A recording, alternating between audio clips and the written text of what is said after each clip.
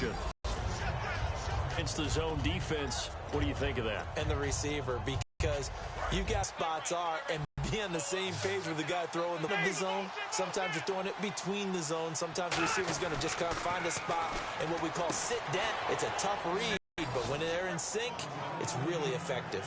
That was a nicely run slant route, and what the receiver's trying to do is make the defense and then breaks it off, usually after about 3 to 4 steps, and cuts towards the middle of the field. And now what he's trying to do is use his body to keep the defender away from the football and give the quarterback a really nice target. And he's got it over the middle. Flainer.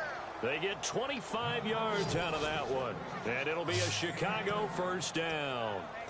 And there's another completion to the tight end. And let's face it, it is hard to overthrow a 6'6" target. It is indeed. Quarterbacks like their speed guys.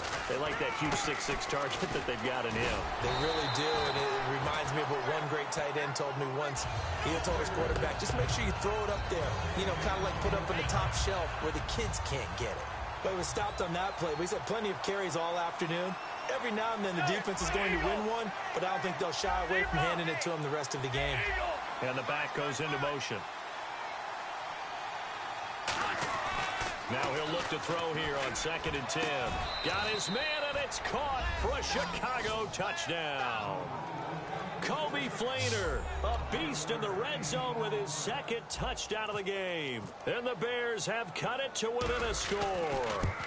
A post to the tight end for 6. Gosh, those guys are so tough to cover, aren't they? Just in general, tight ends running those patterns near the goal line. Because you have to decide how you want to treat them. Are they a wide receiver? Are they a big extra blocker on the field? Or are they a hybrid and caught in between? So are you going to use a linebacker? Are you going to use a safety? Are you going to even move a corner in if you're going to play nickel or dime defense? They usually win those matchups because they have an answer for all 3 of those positions. On the return, it's Brandon Tate. And he'll be brought down at the 23, make it the 24-yard line.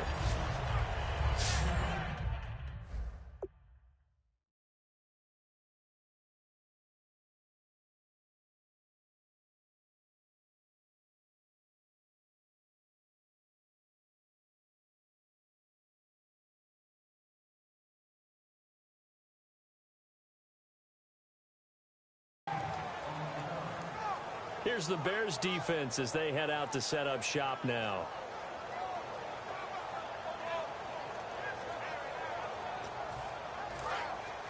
Looks like the defense in press coverage here.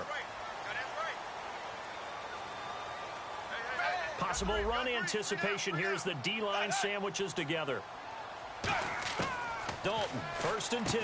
Over the middle, complete to Tate. Give him a couple on the catch. It's 2nd and 8. And decided to run a hitch route. It really helped to have a guy who can turn it loose. And, boy, he rifled one in there on that one.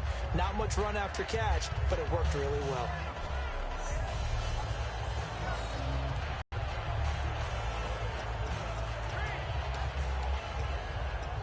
Second down now after the pass completion.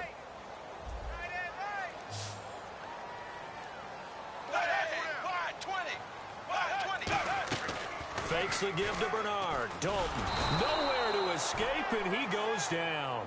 They'll wind up losing 10 on the sack, and it'll lead to a 3rd and long. Sometimes I watch games and wonder why they use play fakes on certain passing situations, because it's not going to fool anyone. I don't know if that was the case here, but the end result was the same. No one fooled. The quarterback was hit. The Bears have put an extra defender in the secondary on 3rd down. Yep, they're in the nickel. Here's Dalton, and incomplete on the deep ball. Brandon Tate was the intended receiver, and it brings up 4th down. Here's Kevin Huber now, as the drive goes backwards, so he's on to punt it away.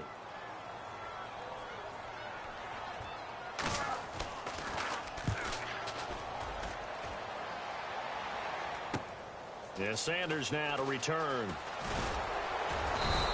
A good return there, 17 yards, and the Bears take over.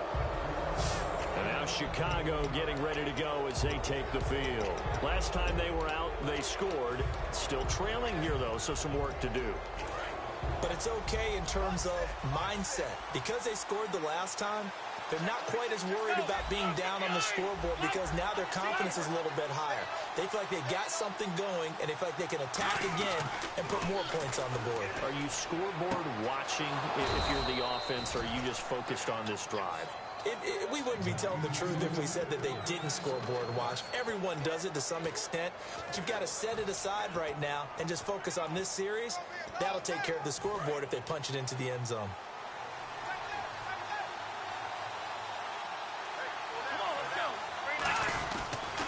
Here's Coleman on the toss. Now that play is blown up, losing yardage back at the 35. That's going to go as a loss of 4, and it'll be second down. The way he roared up and made that play, that tells me that he spent a lot of time in the film room analyzing what this offense does, and he saw something that convinced him he didn't have to worry about the pass. He could just go right now and make a play. I think if you're the offensive team, you better file that away a little bit. Maybe think about some play action down the road. You might catch him deep. It's complete to Fuller. Touchdown, Chicago! Will Fuller, 34 yards. And the Bears have taken the lead here in the fourth quarter. Did you see them hold up 4 fingers at the start of the fourth quarter? They were ready. They were definitely ready. They may or may not have done that, but they certainly have played that way. The fourth quarter has belonged to them, and now the lead belongs to them as well. This is fielded at the chalk of the 10. That's strong running. Yet a good return as he'll be stopped just shy of the 30-yard line.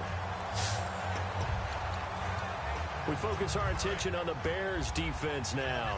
They were able to force the 3-and-out last time, led to the punt, and then led to a touchdown for their crew, so they'll be looking for a little bit more of that, Charles. Well, I think that they created the spark with the 3-and-out, gave a little momentum to their offense and said, all right, appreciate it, guys.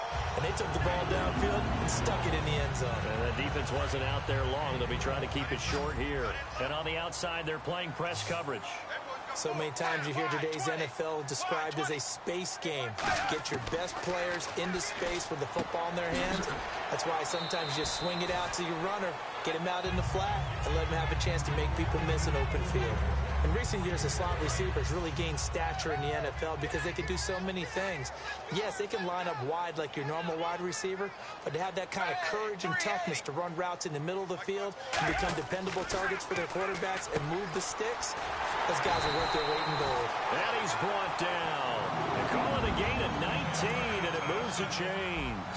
Time starting to run out here in the fourth. This defense just trying to keep the offense off the board and preserve this potential victory. 1st and 10 for Dalton. He's got time in the pocket. Underneath, this is Bernard. And he's going to get this down near the 20-yard line. That one goes for 13 yards, and it moves his step back. You can get him to football. He can kind of get lost, make someone miss. It's good for him. Yeah, it's great for him. I like what you said there. Sometimes he gets lost in the traffic a little bit, but get him out in the open field into some space. That plays to his strengths the best and keeps him out of it where all the big boys are, you know, make someone miss in the open field. 2 receivers left, 1 to the right. A first down throw coming for Dalton. Pass incomplete. Giovanni Bernard, the intended receiver, out of the backfield. And now it's 2nd down. So many offenses want to include their running backs into their passing offense and be able to swing the ball out or check it down to them. But sometimes those guys are just not as comfortable catching the ball as they are running it. He was looking for his favorite target, A.J. Green, that time. And now it's 3rd down. Good job by the O-line. Quarterback had time to go through his checks. That's one you need to take advantage of. A perfect situation, and they're unable to take advantage of it. When you have that much time to scan the field, you have to find an open receiver. He's going to flip that out to the flat. It's complete. Nothing doing on that one, and it'll be 4th down. Down 4 late. Got to go for it here on 4th down. Usually the offense has an answer to anything a defense throws at them, including a safety valve. And that's what they did on that play. They went there, but the defense still made an excellent play and held them to no gain. And no, it's incomplete. They had to go for it with such little time remaining, and the Bears will get the football back. So now let's look at this situation with no timeouts remaining. The offense should be able to just run the clock out. I know that's what it says on my time management chart up here, and I know a lot of teams are hot. Now a loose football. Coleman lost it, and the offense will get this one back. Boy, that could have been catastrophic at this late stage of the game, but they avoid disaster. Wow, that ball gets knocked free, but a teammate comes along and scoops it up. It's almost like baseball. Guys at bat, people are on base in scoring position. One guy doesn't get him home. The next guy comes through and picks him up. And avoids the turnover. And he's brought down after a good gain. And defensively, they were in zone coverage there. Do you have to be a little careful? You're losing playing against a good quarterback like he is to not play too much zone? Yeah, you have to be careful about how much time you're giving up. I think it's a good point you just brought up. So maybe if you still want to play zone, you go to a zone blitz scheme. And you can drop anyone out of your defensive front. Defensive end, defensive tackle. It doesn't matter. You just exchange someone to bring more pressure towards the quarterback and still try and cover downfield. Nothing flashy there. The slant to the slot. Oh, and the frustration for the defensive guys because it's a quick play. And you know it's going to be a bang-bang play in terms of the throw and the catch. And then he's able to absorb the contact to complete it. Second down here after the incomplete pass. That one looks like he'll throw here. And his throw is incomplete. Will Fuller was the intended target. That takes us from second to third down. So here we go now. Extra defensive back in there on 3rd and 10. Deep drop. And he can't get a throw off. He's taken down. What a huge play at this point in the game. And how about this? 4th and long, and they're going to go for it. Defensive end gets in there that time. They were in a 4-3. What's the responsibility of the ends versus the tackles there, Charles? Well, most of the time when you talk about the ends, they're your pass rushers. They're the guys that you turn loose to try and get to the guy who's going to throw the football. The tackles, usually more of the run-stuffing variety. But the way this game is advanced, you're wanting a little bit of everything out of all of your guys. That's caught inside the 20. And that does it for this Madden Ultimate Team Solo Challenge. You did it. You defeated it. Congratulations. We'll see you next time.